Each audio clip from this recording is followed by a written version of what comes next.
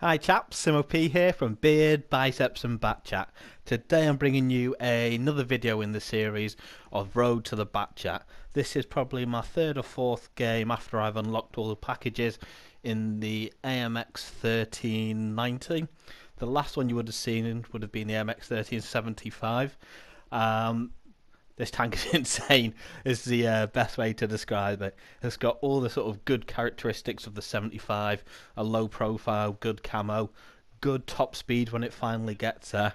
But rather than having a sort of very weak gun, not in terms of penetration, but in terms of physical damage, it has a much better gun with the 90mm F3.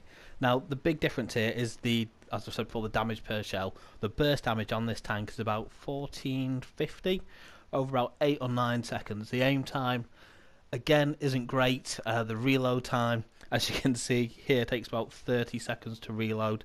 But if you're able to sort of play around those downsides, the tank is phenomenal. Again, just like playing the 1375. Initially, early game, you want to play a fairly passive role. You just want to light people up, get your spot and damage.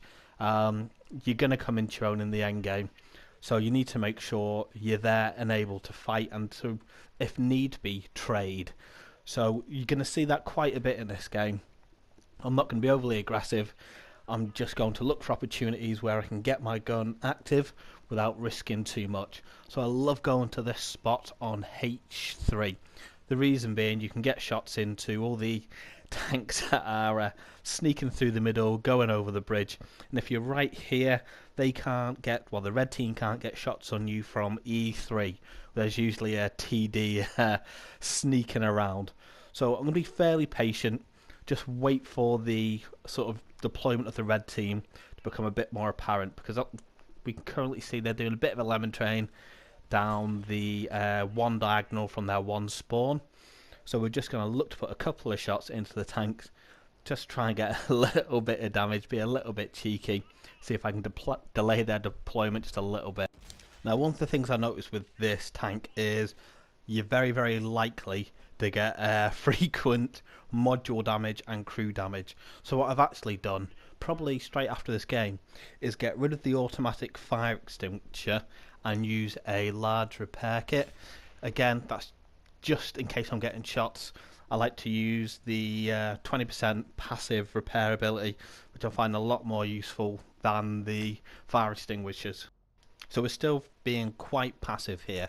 We know roughly what the deployment of the red team is, but I'm not getting spotted as I'm shooting, so I don't really want to commit either going up the one line, following the mediums, or turning back to base, or sorry, our deployment zone.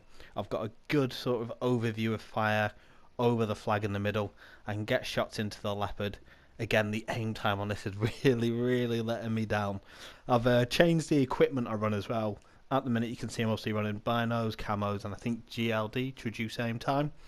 I've swapped that out for optics and vents. Now, there's a couple of reasons I've done that. The crew I have in here currently have the camo skill, so I don't particularly need the camo net. The vents add to the view range of the crew, chuck in optics as well. I don't particularly need the binos, and the vents are going to help with my aim time, my camo, absolutely everything. So I found that to be a lot more useful, even when I'm being passive.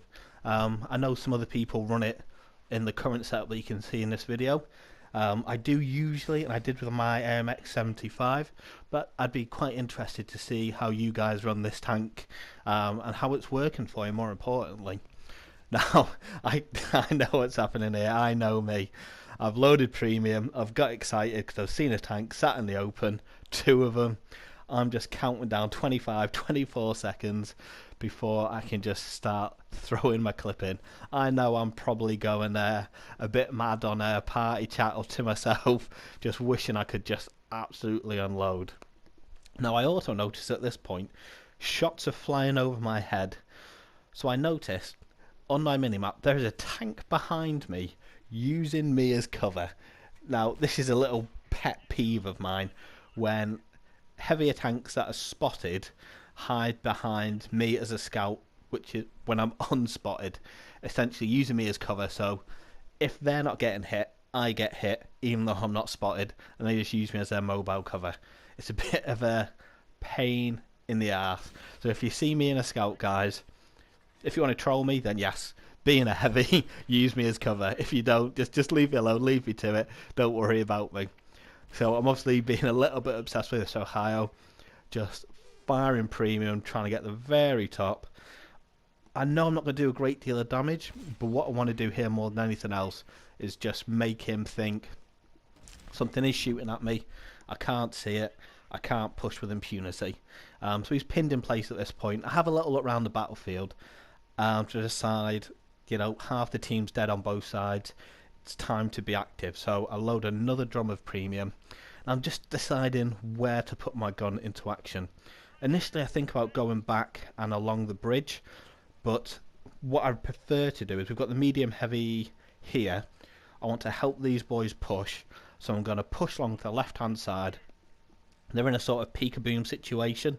I can break that sort of stalemate quite easily with my speed, my gun. I'm just going to throw myself around the corner, get all their turrets facing me, put some shots into them.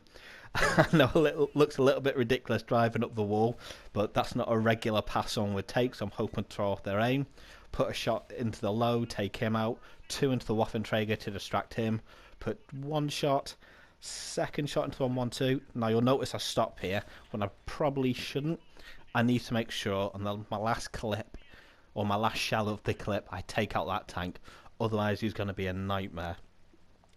Now I've got a couple of options open to me again. We broke the stalemate, but the Waffenträger has just done to my team what I've just done to his team. So I have a choice whether to go for the Waffenträger or to sort of push onto a spawn where there's at least the RT, a TD and a heavy. So I decide to go for the spawn. The Waffenträger's not a massive threat. There's a heavy that he's going to run into eventually.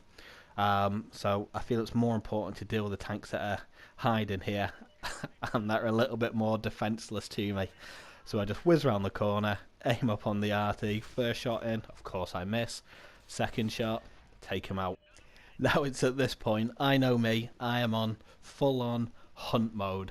I'm looking for something just to blow my entire clip into some unsuspected chaps. So I know there's at least one heavy chasing RTD by our spawn. My thinking is if they fought through there, they must be about half health, maybe a third health between them. That should be easy. All I need to do is fly around the corner, start unloading my clips into them. Happy days. I'm going to be attacking them head on. In reality, I should have swung round left here, gone down and hit them around G9 and gone around that way where I'm facing the back of them. They can't detect me as easily, they can't shoot me, but instead I decide to do this. It's been a while since I've had a special moment like this, especially on 4 kills. I really should be looking for 5 or 6 kills this game.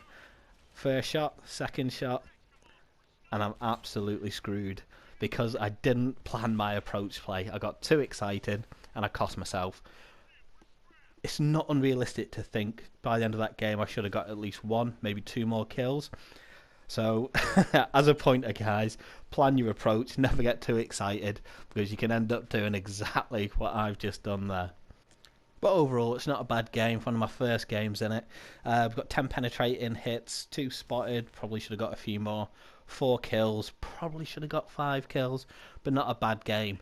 I'm really enjoying playing this tank. I'm excited to see what WG are going to do with the tier 9 French medium / light line. There's a couple of things going on there. But I hope you're enjoying the video, guys. Let me know how you're running this tank, and please like and subscribe to the channel, chaps.